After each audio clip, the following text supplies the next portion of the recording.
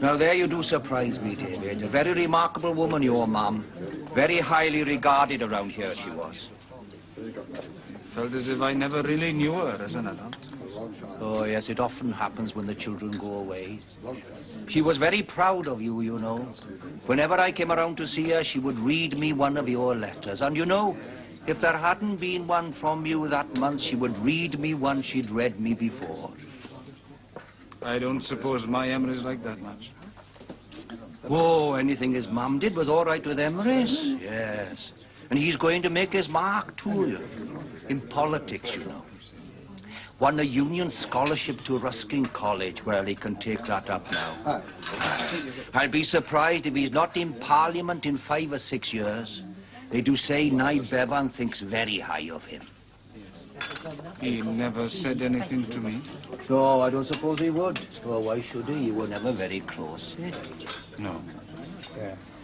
One thing your mum did often say to me, she wished you'd marry again.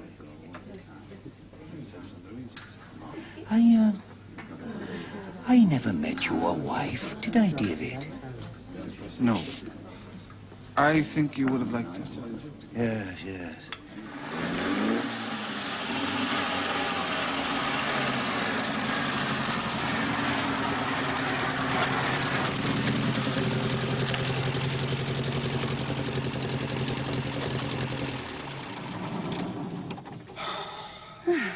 Here we are.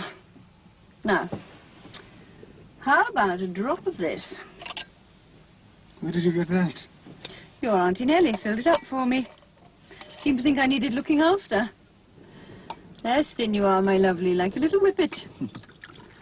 Very concerned about me, your Auntie Nellie was.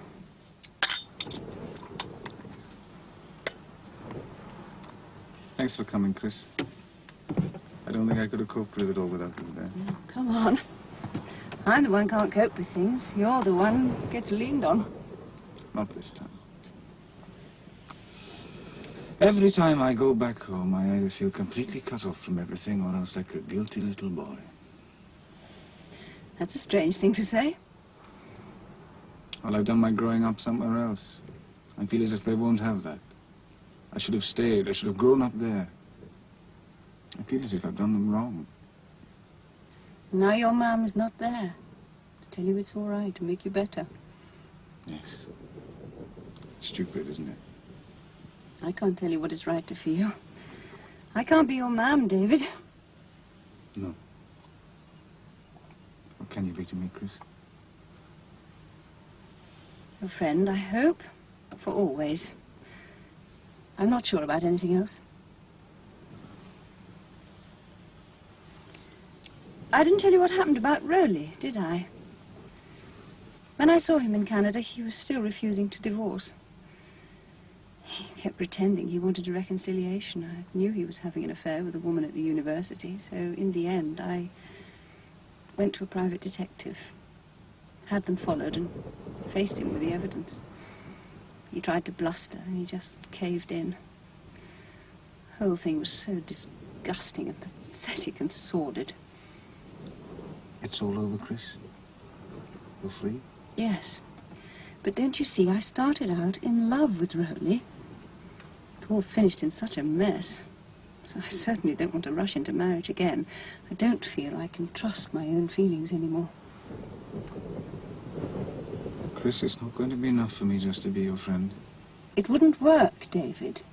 It wouldn't be fair on either of us. There are so many other things I want. None of them fit in with you.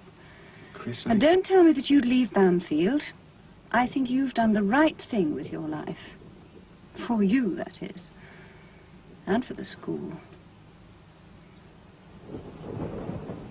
I think you're a wonderfully kind and clever man, David, and every time I see you, I feel like going straight to... Well, better not go into that. I just wish our lives fitted together a bit better, that's all. Couldn't they? Not now.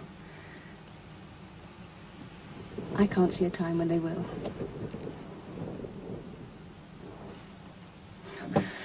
David, I do think it's wonderful what you've done for Ulrich. Makes me so happy to see him now. I didn't do much, you know. He did it for himself. Him and Bamfylde. It's your school. You seem to have softened your attitude to Bamfylde. Yes, I think I have. Not enough to want to live there myself. And of course, when I get into power, I'll nationalize you like a shot. So the children who really deserve to go there get a chance. But I'd insist on keeping on Mr. Pilot Jones. Well, that's a relief. Because I think he's a wonderful man.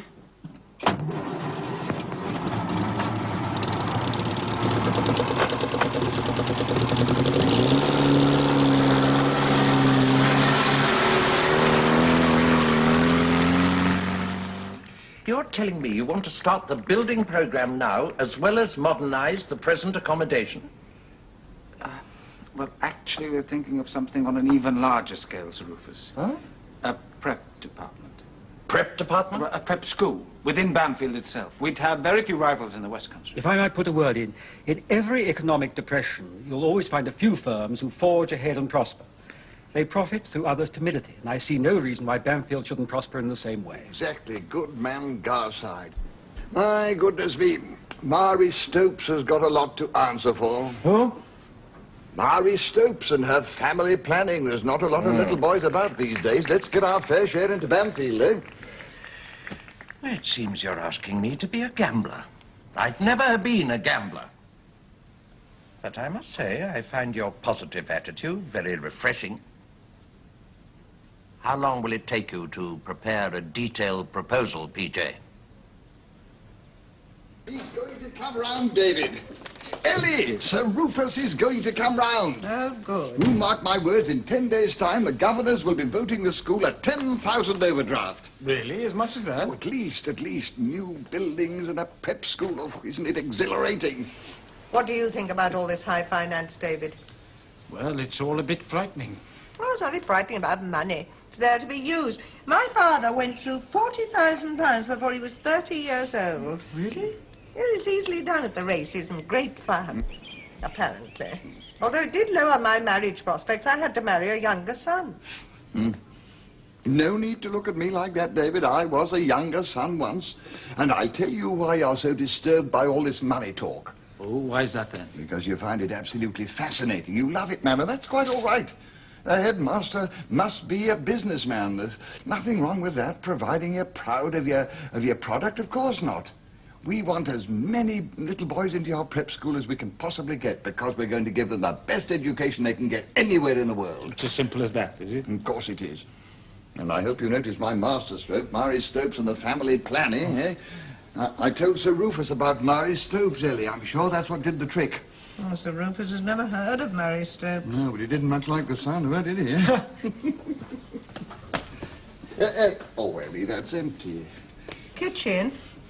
Oh, kitchen. Yeah. What Mary Stopes neglected to point out is that in childless marriages, one partner will often play the part of the missing child. That's strange. I've never thought of yours as a childless marriage. No, of course you haven't. Nobody ever does. Tell me, David, do you still find time to see that young woman of yours?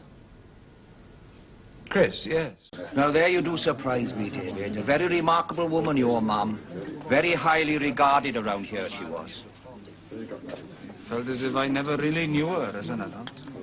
Oh, yes, it often happens when the children go away. She was very proud of you, you know. Whenever I came around to see her, she would read me one of your letters. And, you know, if there hadn't been one from you that month, she would read me one she'd read me before. I don't suppose my Emma is like that much. Oh, anything his mum did was all right with Emrys, yes. And he's going to make his mark, too, in politics, you know. Won a union scholarship to Ruskin College. Well, he can take that up now. I'll be surprised if he's not in Parliament in 5 or 6 years. They do say Nye Bevan thinks very high of him. He never said anything to me. No, I don't suppose he would. Well, why should he? You were never very close. No.